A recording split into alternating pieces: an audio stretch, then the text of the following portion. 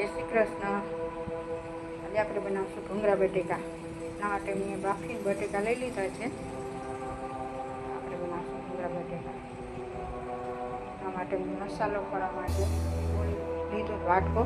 એમાં નાખશું ખાંડેલું લસણ, એમાં નાખશું મરચાં ભૂકી,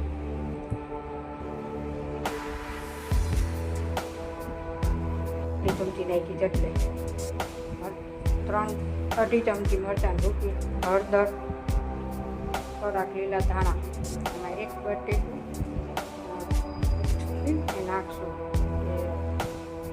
મસાલો છે ઘાટો થાય એમાં પાણી નાખશું,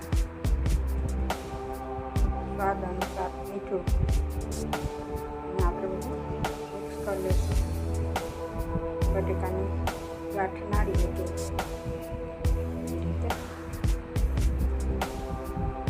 બટેકામાં ઉપર મસાલો સરખો તૂટી જાય અને કડક થાય. હવે તળશું આપણે ભૂંગળા. તેલ મૂકીને ભૂંગળા તળવા મૂક્યા છે. થઈ ગયા ભૂંગળા, અહીંયા કાઢી લઈશું.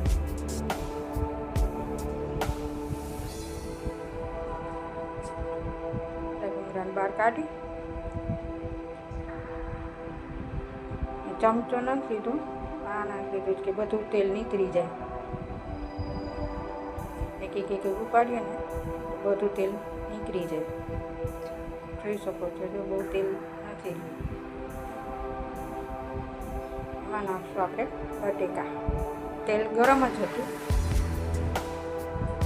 બટેકા સાતરશું. થોડી વાર બટેકા સાતરશું. જેમાં બનાવેલો મસાલો હતો એ નાખશું. બનાવેલો મસાલો હતો એ નાખી હલાવશું. ધીરે ધીરે હલાવશું તો બટેકા ભાંગી જાય. માથે નાખશું થોડો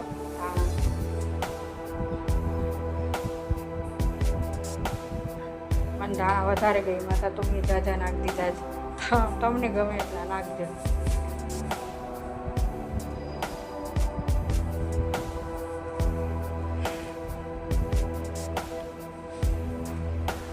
બટેકા જોઈ શકો છો થઈ ગયા છે. કેવા થયા જ મને કહેજો.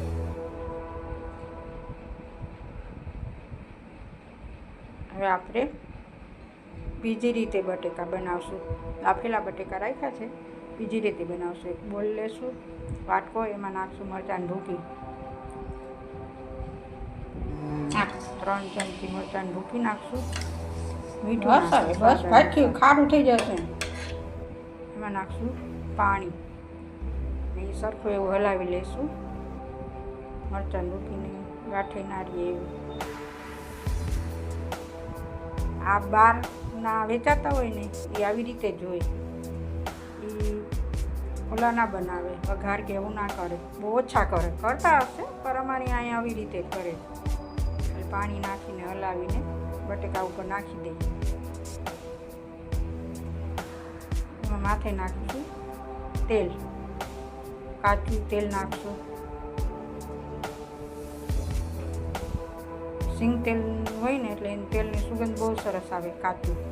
એટલે એ તેલ નાખશું. પછી હલાવી નાખશું. ધાણા નાખશું થોડાક. એને બહુ ધાણા ના ભાવે, એ ધાણા ઓછા નાખે. આ બહાર ખાય ને એવા ઘરમાં કરીએ તો વઘારીને જ કરીએ. બહાર બધા ઠેકાણે વઘારતા હશે પણ અહીંયા વઘારતા નથી. આવી રીતે જ કરીને દઈએ છીએ. તો બે રીતે બતાવ્યા તમને. ક્યાં તમને સારા લાગ્યા કહેજો. આપણે પ્લેટમાં બટેકા કાઢી લઈશું. આ પહેલી રીતે બનાવ્યા એ છે.